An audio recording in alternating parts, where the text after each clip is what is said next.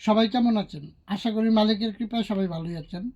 কিছুদিন আগে চট্টগ্রাম বিএনপির এক প্রার্থী নির্বাচনী প্রচারণা করতে গিয়ে দিনের বেলা গুলিবিদ্ধ হয়ে মারা যান। সেই আসামি কুমিল্লায় ধরা পড়ল শিবিরের লোক। আজকে দেখা গেল স্বতন্ত্র প্রার্থী এনসিপির গণ অধিকার মঞ্চে অনেক দিনও করছেন হাদি, উনিও দিনের বেলায় গুলিবিদ্ধ হলেন। এদিকে আবার এই গণ অধিকার পরিষদের রাশেদ খান, উনি একটা বক্তব্যতে বললেন 50 জন নির্বাচন প্রার্থী লোক মারা যাইতে পারে। তো দেশে 24-এ গণভ্যুত্থানই বলেন আর লাল স্বাধীনতাই বলেন, ওই সময় থানা থেকে অনেক অস্ত্র লুটপাট হয়েছে। সেই অস্ত্রগুলো কিন্তু এখনও দেশের প্রশাসন সম্পূর্ণ উদ্ধার করতে পারেনি। এমত অবস্থায় যে একটা নির্বাচনের একটা তফসিল ঘোষণা দেওয়া হইল, এটা কি ঠিক? আইন শৃঙ্খলা মেনটেন কীভাবে হবে? অস্ত্রই যদি উদ্ধার করতে ব্যর্থ হয়, তাহলে সেই জায়গায় নির্বাচনের নিরাপত্তাটা কী করে আসবে? যাই হোক, সেদিকে যাব না, সেটা লম্বা বিষয়। এখন শর্টকাট বিষয় যেটা, অনেকে বলতেছে হাদিরে দুর্বৃত্তরা মারছে, এন টেন প্যান, অনেক তদন্ত চলতেছে।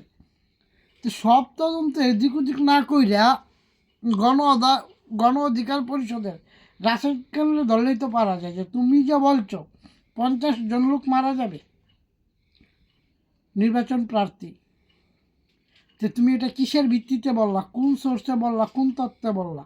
তাকে ধরলে তো সেটা পাওয়া যায়। প্রশাসন কেন তাকে ধরতেছে না? এনে রহস্য কী? নাকি এখানে ডালমেকুচ কালা হয় এমন কোনো বিষয় আছে? স্বরাষ্ট্র উপদেষ্টাদের সাংবাদিকরা প্রশ্ন করলো, হাদির এইগুলি হওয়া বা দেশের এই বিশৃঙ্খলার অবস্থার কারণে, তিনি বললেন পেঁয়াজের দাম 30 টাকা বাইরে গেছে। তো এই প্রশ্নের সাথে কি উত্তরের কোনো মিল আছে? আসলে দেশ কোন দিকে যাচ্ছে, আমরা সাধারণ মানুষ কোন দিকে হাঁটতেছি? আমাদের প্রধান উপদেষ্টা উনি অনেক দিন বড়া দেশ সংস্কার করলেন। তো দেশের যে উনি সংস্কার করলেন, নির্বাচনের পরিবেশ যদি সৃষ্টি হইতো তাহলে তো সকল অস্ত্র উদ্ধার হইত। অস্ত্র তো উদ্ধার হয়নি। আর এই যে দিনে দুপুরবেলা চট্টগ্রামে একজন এমপি পদপ্রার্থী পরে হাদি, সেগুলো বিদ্ধ হইল। তো এই ব্যাপারে কি বলবেন?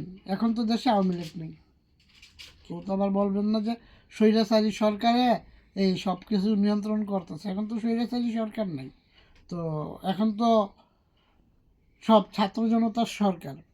দেশের মানুষ কি সুখে শান্তিতে আছে? আর যদি এমপি পদপ্রার্থীরারই যদি জীবনের কোনো নিরাপত্তা না থাকে, তা আমরা সাধারণ জনগণের নিরাপত্তাটা কোন জায়গায়? এই সমস্ত প্রশ্নের কি উত্তর আসছে? এখনই সময় জাতিকে সচেতন হওয়ার।